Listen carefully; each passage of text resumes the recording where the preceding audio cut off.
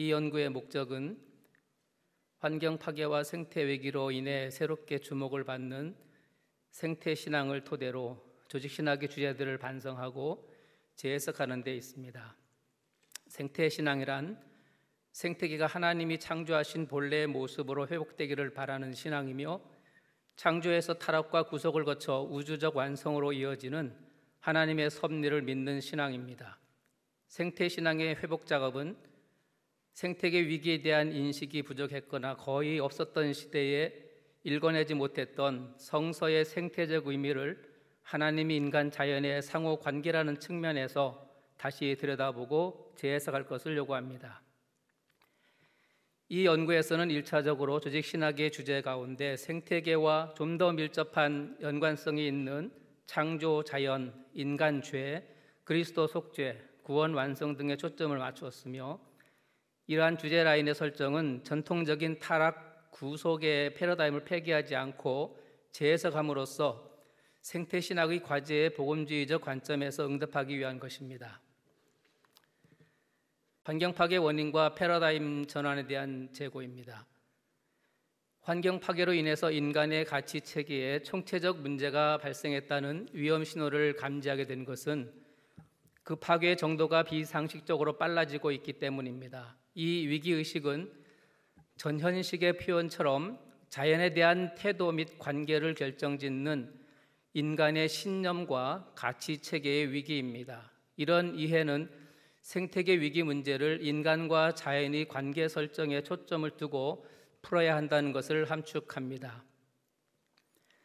환경 파괴 원인에 대한 신학적 반성입니다. 인류 역사를 돌아보면 환경 파괴의 근본 원인으로 지적되는 이원론적 인간 중심주의는 탐욕으로 얼룩진 인간 중심의 세계관을 불러왔고, 그런 탐욕을 채워줄 수 있는 현대 사회의 가치관과 자연과학과 기술의 발전을 촉진시키는 데 기여해 왔습니다. 나아가 성서의 창조 신앙을 잘못 해석함으로 인간과 자연을 대결 구도로 만들고 그것을 더욱 정당화하고 공고히 뒷받침해 주었습니다. 이는 하나님의 창조에서 볼 때 결코 바람직한 방향이 아니었습니다. 연구자는 이 문제와 관련해서 인간과 자연의 대결 구도를 화해 구도로 전환시키고 인간 중심이 아니라 하나님 중심의 세계관을 통해 인간과 자연의 관계를 회복시키며 나아가 그 실천 방안으로 제자도의 삶을 제시한 바 있습니다. 여기서 제자도의 실천은 자기 희생적인 사랑과 이기적 욕망에서 벗어날 수 있는 소유의 포기 정신을 삶 속에서 모색하는 것입니다.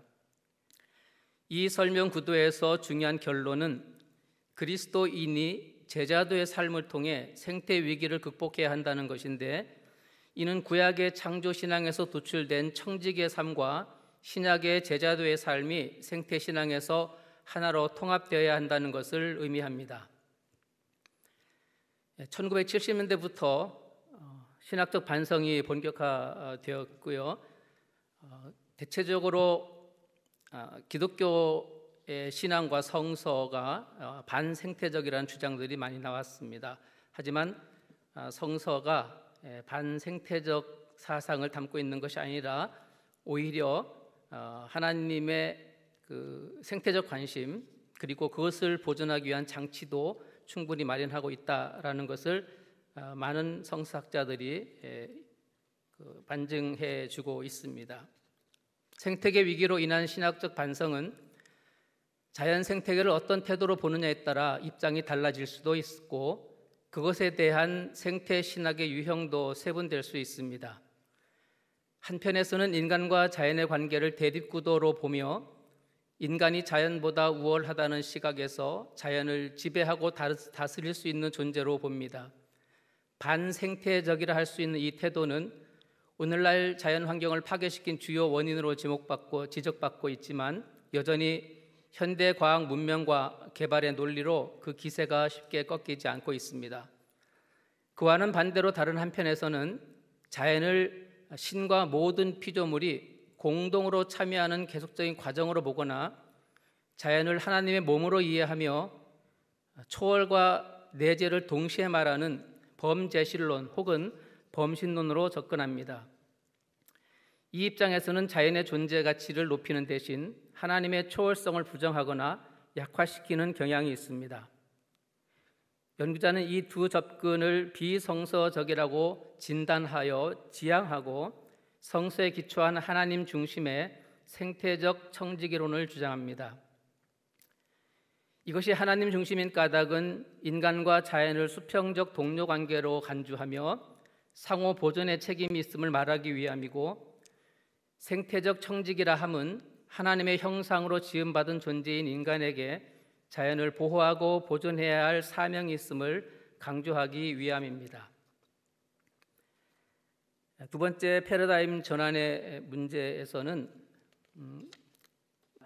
그동안 그 생태계 위기를 극복하기 위해서 많은 노력들이 있어 왔는데 대체로 많은 주목을 받고 또 매혹적인 이론들은 불가피하게 자연을 신성화하거나 또 하나님의 초월성을 포기하고 내재성을 강조하는 이런 문제점들이 많이 노출이 되었다고 저는 판단을 합니다.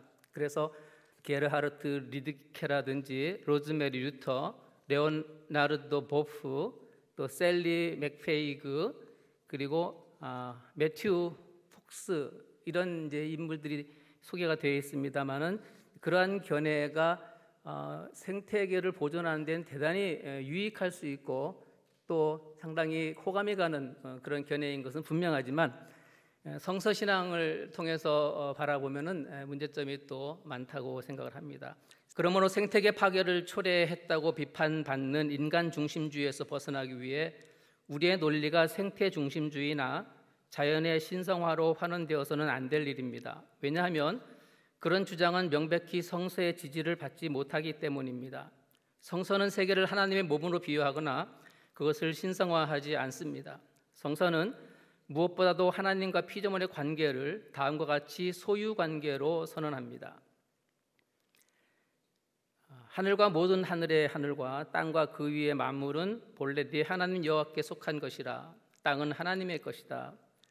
이 세상의 모든 것이 다 하나님의 것이라는 성서의 사상은 창조 세계에서 인간의 올바른 위치를 자리매김하는 데에도 대단히 중요합니다. 이 말은 이 땅에 대한 소유권을 행사하고 그것을 마음대로 파괴하고 독점할 수 있는 권리가 인간에게 없다는 것을 선언한 것이며 동시에 피조물을 신성시해서는 안 된다는 경고입니다. 그 점에서 펜츄일라이가 생태계 문제를 실존주의 관점에서 추론한 제안은 주목할 만합니다. 그는 군주적 하나님 세계의 관계가 반드시 인간 세계의 군주적 모델에 적용되어야 할 필요가 없으며 생태신학은 하나님 세계의 관계가 아니라 인간 세계의 관계에 다시 초점을 맞춰야 한다고 역설을 했습니다. 다시 말해서 생태계 문제를 해결하는 방법은 하나님과 세계에 대한 새로운 관계를 설정하는 데 있는 것이 아니라 인간과 세계 관계를 정당하게 재해석하는 데서 찾아야 한다는 것입니다. 그렇게 할 때 세계의 창조자 하나님이라는 성서의 기본 신앙을 손상시키지 않고 생태계 위기를 극복할 수 있는 길을 모색할 수 있기 때문입니다. 맥페이그나 폭스 같은 생태 중심주의 관점은 하나님과 세계의 관계에 대한 패러다임을 근본적으로 바꾸려는 시도지만 그것이 가지고 있는 위험성은 창조자 하나님과 피조물의 관계에 대한 성서의 명시적 증언들을 파괴한다는 데 있습니다. 그러므로 생태계 회복을 위해 패러다임 전환이 불가피하다 할지라도 그것은 창조 신앙과 관련해서 하나님 자연의 관계를 재설정하는 것보다 인간 자연의 관계를 새롭게 해석하는 작업이어야 합니다. 두 번째, 생태신앙과 조직신학적 반성과 재해석 부분을 보겠습니다. 이 부분이 제가 조직신학을 하면서 늘 관심을 갖고 고민했던 내용들이 일부 담겨 있습니다. 생태계 문제와 관련해서 인간 자연의 관계를 재설정하는 일은 앞에서 언급한 하나님 중심의 생태적 청지기론의 틀 안에서 논의의 가치가 있습니다. 왜냐하면 이원적 인간 중심주의는 반생태적 관점이고 생태 중심주의는 인간 자연의 관계보다 하나님 자연의 관계를 재설정하는 데 초점이 있기 때문입니다. 연구자는 이 당면 과제를 생태신앙의 관점에서 조직신학의 주제들에 대한 재해석을 통해서 살펴보고자 합니다. 생태 신앙과 창조 하나님의 형상 지배권입니다. 전통적으로 인간이 하나님 창조에 대한 것을 오해해 왔다는 이야기입니다. 그래서 인간이 창조의 생태학적 의미를 망각하고 스스로를 창조의 면류관으로 착각한 것은 크나큰 생태적 과오가 아닐 수 없습니다. 이는 몰트만의 지적처럼 창조의 왕관은 인간이 아니라 안식일이라는 성서의 명백한 진리를 발견하는 데 실패했다는 것을 의미합니다.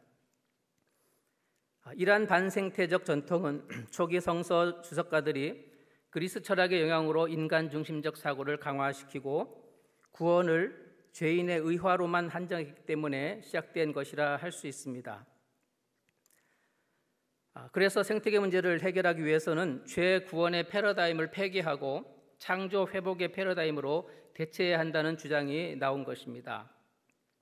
하지만 인간 자연의 관계에서 시도되는 새로운 해석이 반드시 죄 구원의 패러다임을 다른 것으로 대체해야만 되는 것은 아닙니다.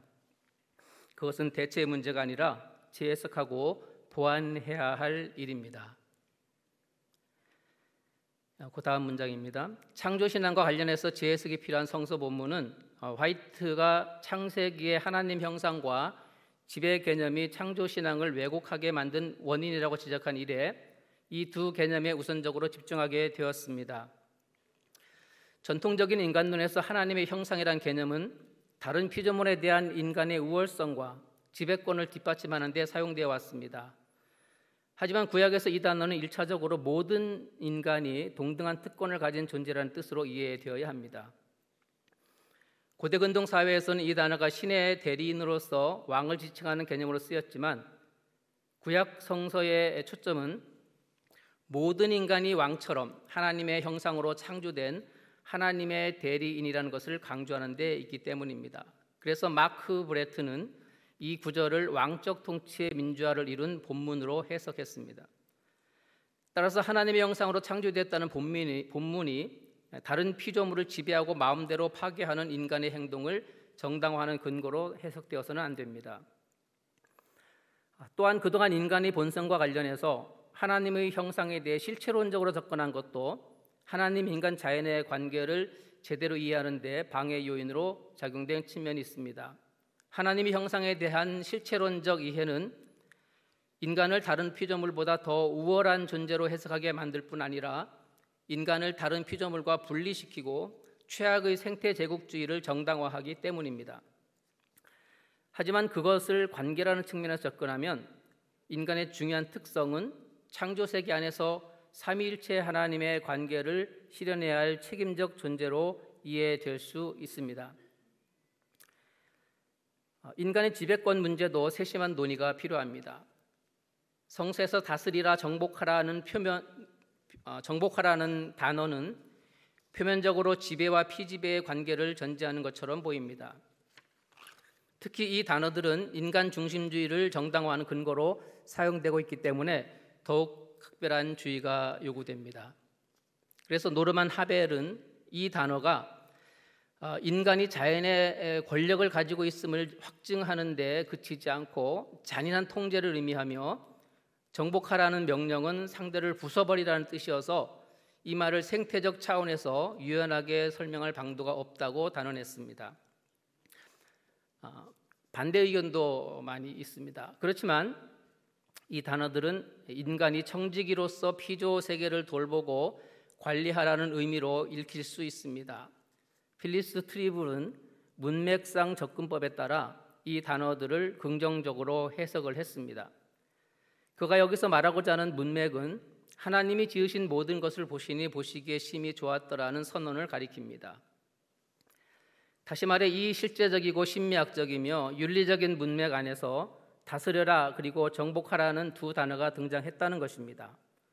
그리고 그는 문맥을 소멸시킬 것인가 아니면 문맥이 두 단어가 가지고 있는 부정적 의미를 제거할 것인가에 대해 선택해야 한다고 주장했습니다. 이것이 양자택일의 문제라면 우리는 기꺼이 문맥의 의미를 살리는 쪽을 택해야 할 것입니다. 더글라스 홀도 어원학적 의미에서 해석하는 것을 넘어서서 언어 이면을 들여다보았습니다. 그는 언어의 의미란 언어학적으로만 결정되는 것이 아니라 똑같은 단어라 할지라도 시대에 따라 다른 단어, 다른 사건, 그리고 다른 사상과 결합하면 그 의미가 변한다고 생각했습니다.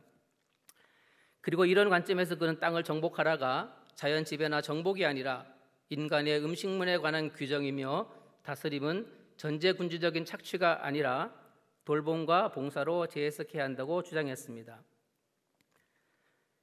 사실 다스리고 정복하라는 본문은 궁극적으로 아담에게 피조물을 경작하며 지키라고 한 하나님의 생태 명령과 연계해서 볼 때 그것이 청지기 사명이었음을 확인하는 것은 그리 어렵지 않습니다.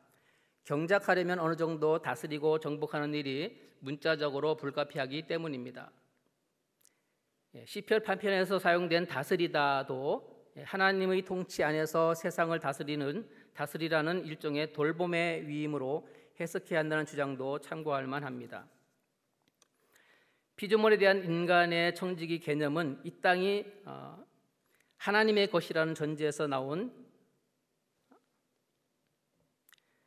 필연적 관심이며 결과라고도 할 수 있습니다. 성서에서 읽어낸 이런 청지기직 사상은 환경 문제에서 우리가 어떻게 소금과 빛이 될 수 있는가 하는 것을 이해하는 데 본질적이라는 점에서 중요한 의미가 있습니다.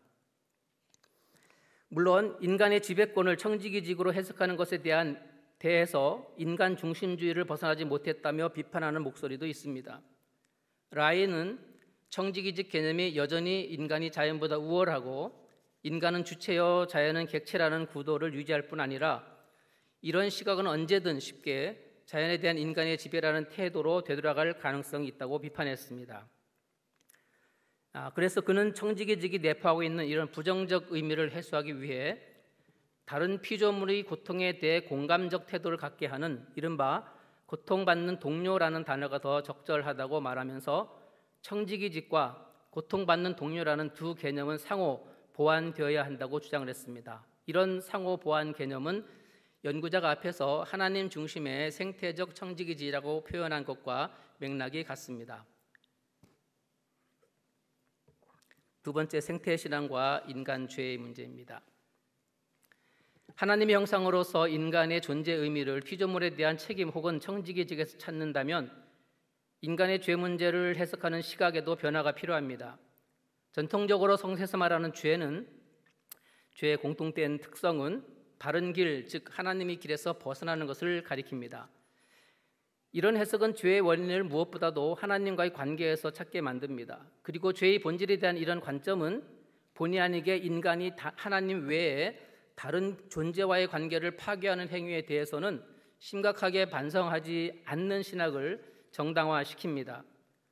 자연과의 파괴된 관계는 죄가 아니라 단지 죄의 결과로 받아들이기 때문입니다.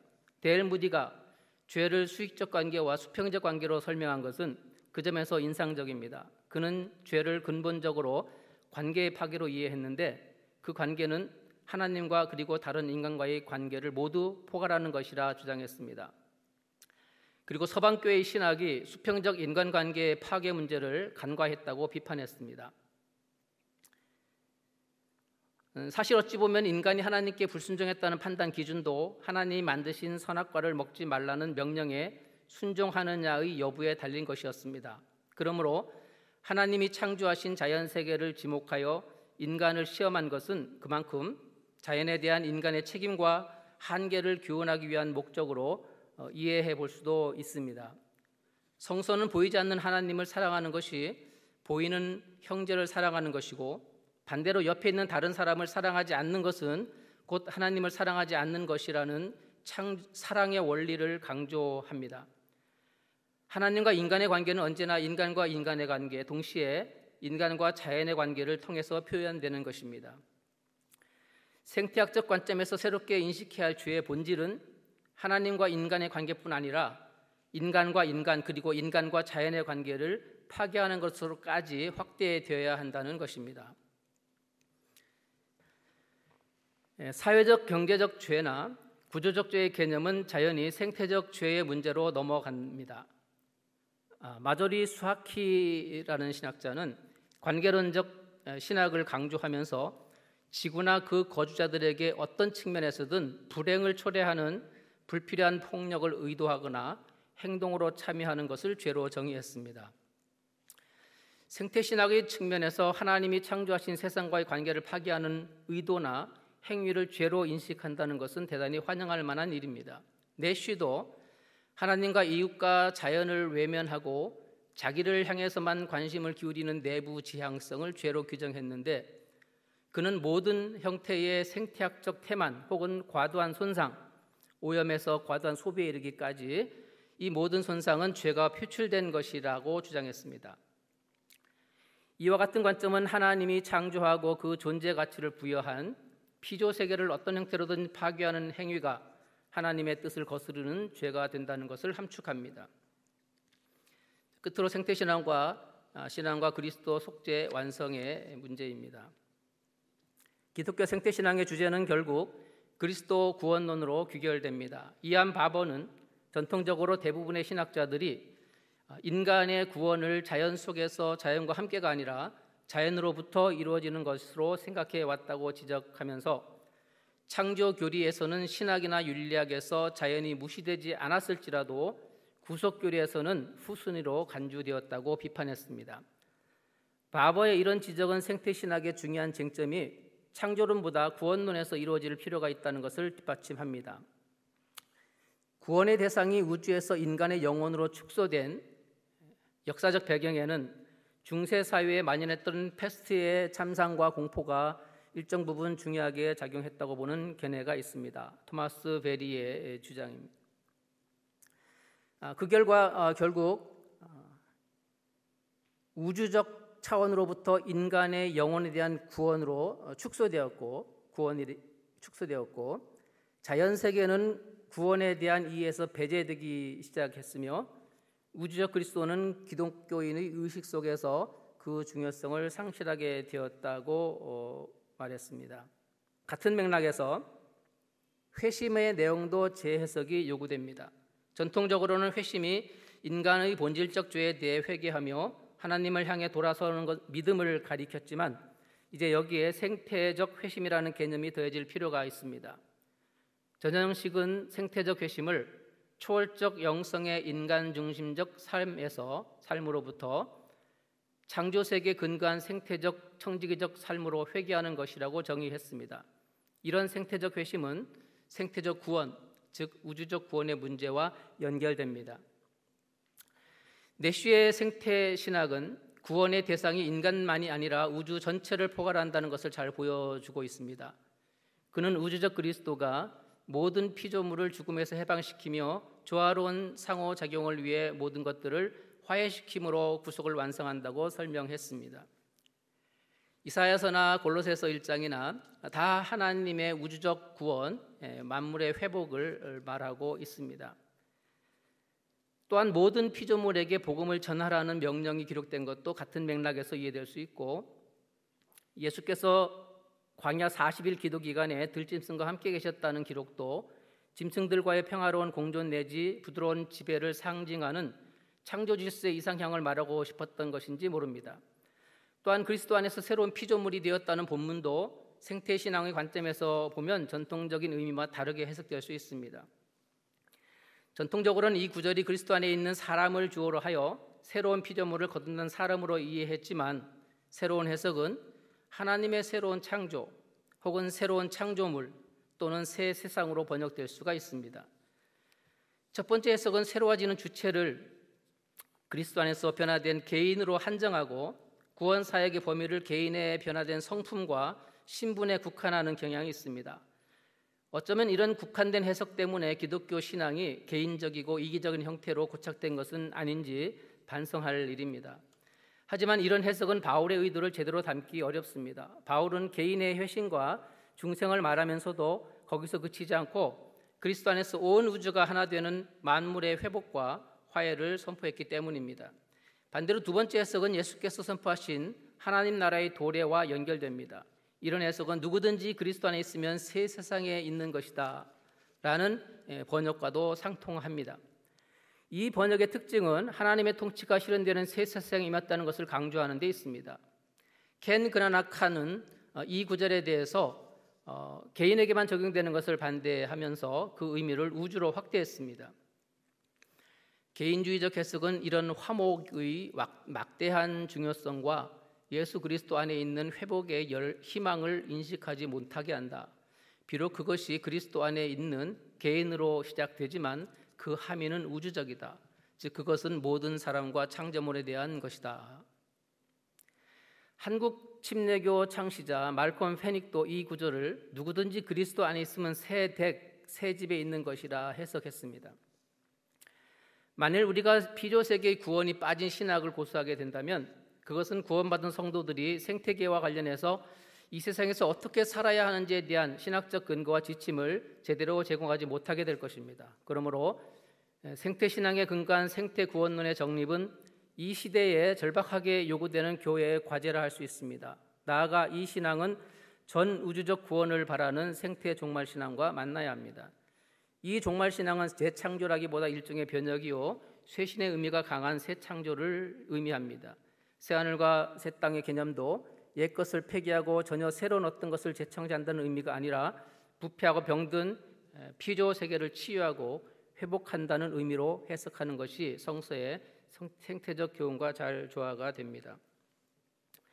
지금까지 연구자는 환경 파괴와 생태 신학이란 틀로 조직 신학의 주요 주제들을 재해석하는 작업을 수행해 왔습니다. 그 결과로 다음과 같이 세 가지 측면에서 그 주제들의 생태적 의미를 새롭게 풀어보았습니다.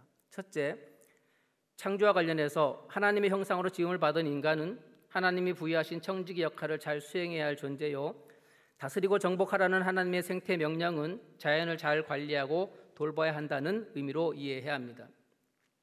둘째, 죄와 관련해서 인간의 죄는 수직적 관계에서 하나님의 명령에 순종하지 않는 형태로 수평적 관계에서 다른 피조물의 존재 가치를 인정하지 않고 파괴하는 것으로 표출됩니다. 따라서 하나님과 인간 사이의 개인적인 죄뿐만 아니라 사회적 죄, 생태적 죄를 죄 자체로 보아야 합니다. 셋째, 그리스도 구원 완성과 관련해서 십자가의 구속 행위는 인간에게만 적용되는 것이 아니라 모든 피조물에게 미치는 하나님의 은혜입니다. 그리고 그리스도 안에서 새로운 피조물이 된다는 것은 새로운 세계 안에서 사는 것을 의미합니다.